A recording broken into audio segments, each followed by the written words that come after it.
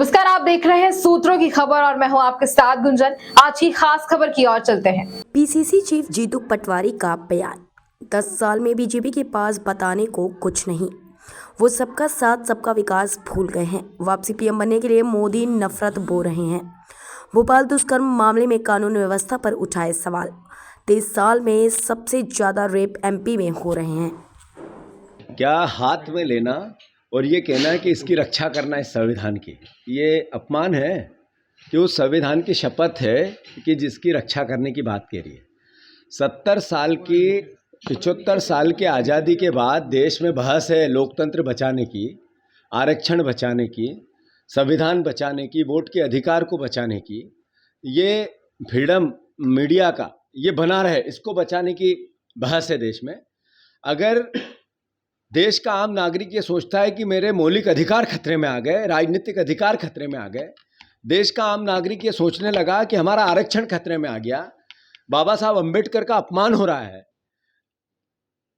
BJP इससे बच नहीं सकती है, अपना मुंह नहीं छुपा सकती है। अनंत हेगड़े हैं, अयोध्या के सांसद हैं, जो अरुण गोविल जो भारतीय जनता पार्टी के प्रत्याशी हैं, ऐसे कई तमाम सैकड़ों लोगों ने संविधान को बदलने की बात कही है। वो बीजेपी के हैं और बीजेपी में है, बीजेपी के प्रत्याशी हैं।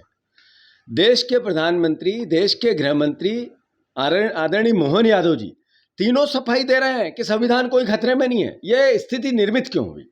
ये इसलिए हुई, आरक्षण खतरे में है देशवासियों। क्यों? प्राइवेटाइजेशन जितना हुआ उसको सरकारी उपकरण को बेचा गया, उसका आरक्षण था, सरकारी उपकरण थे, आरक्षण पद्धति से वहाँ व्यवस्था बनती थी, बीजेपी ने बेचा, नरेंद्र मोदी जी ने बेचा, इसी सरकार ने बेचा, तो वो आरक्षण समाप्त हुआ या नहीं हुआ? अरे बैकलॉग के पद नहीं भरे जाते हैं तो ये आरक्षण पे खतरा है कि नहीं है? अरे आपने इस देश में 30 लाख नौकरियां नहीं भरी, 30 लाख केंद्र की नौकरियां हैं, तो वहाँ आरक्षित वर्ग का आरक्षण खतरे में है या नहीं है?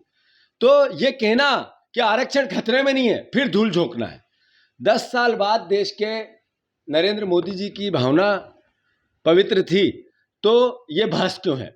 और 75 साल के आज़ादी के बाद देश के ये बहस, ये बातें क्यों चल रही है? मैं मानता हूँ, फिर से मीडिया से मैं अपील करना चाहता हूँ, प्रार्थना करना चाहता हूँ, हम आपके फ्रीडम की लड़ाई लड़ रहे हैं, आपके लेखनी की ताकत को बनाने की कोशिश कर रहे हैं। मीडिया हाउसेस की अपनी मजबूरियां हो सकती है, सरकार से उनके संबंध होते हैं, आर्थिक हित होते हैं, हो सकता है, मैं उसको क्रिटिसिज्म नहीं करता, पर मैं अनुरोध करता हूं कि जागो, जागो आप। एक दिन कहीं चाइना की मीडिया नहीं बन जाए, सरकारी मीडिया, तो आपका क्या होगा? जैसे हमारे अधिकार जा रहे हैं, मौलिक अधिकार जा रहे हैं, आरक्षण जा रहा है, राजनीतिक लोकतांत्रिक अधिकारों का हनन हो रहा है, वैसे मीडिया के अधिकार पे भी प्रहार है। तो मेरा आप सबसे अनुरोध है, इस अभियान में आप भी शांत हो। प्रधानमंत्री कह रहे हैं जब तक वो जिंदा है, जब तक मुसलमानों धर्म के आधार पर आरक्षण नहीं मिल सकता है। प्रधानमंत्री जी के पास 10 साल में बताने के लिए कोई सकारात्मक पहलू नहीं है। उनके पास मंगलसूत्र है, नफरत है, घृणा है, बंटवारा है, जातिगत और धार्मिक बातें करके वोट लेने की पहल है।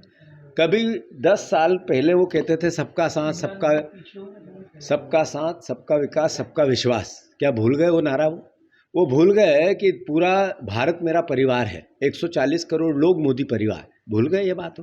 वो भूल गए ये बात कि इस देश में जो 10 साल का प्रधानमंत्री इतने बड़े बहुमत के बाद, जब लोगों के परिजन मर रहे थे कोविड में, अपना भाई कोई खोता था, अपना पिता खोता था, आप कहते ताली बजाना है तो पूरा देश ताली बजा रहा था। आप कहते थाली बजाना है, पूरा देश थाली बजाता था। मेरा प्रधानमंत्री वो भावना भूल गए और नफरत और घृणा परोस रहे हैं वापस प्रधानमंत्री बनने के लिए। देश देख रहा है, सबक सिखाएगा। इसी तरह की तमाम ताजा खबरों के अपडेट्स के लिए सूत्रों की खबर पर बने रहिए हमारे साथ। नमस्कार।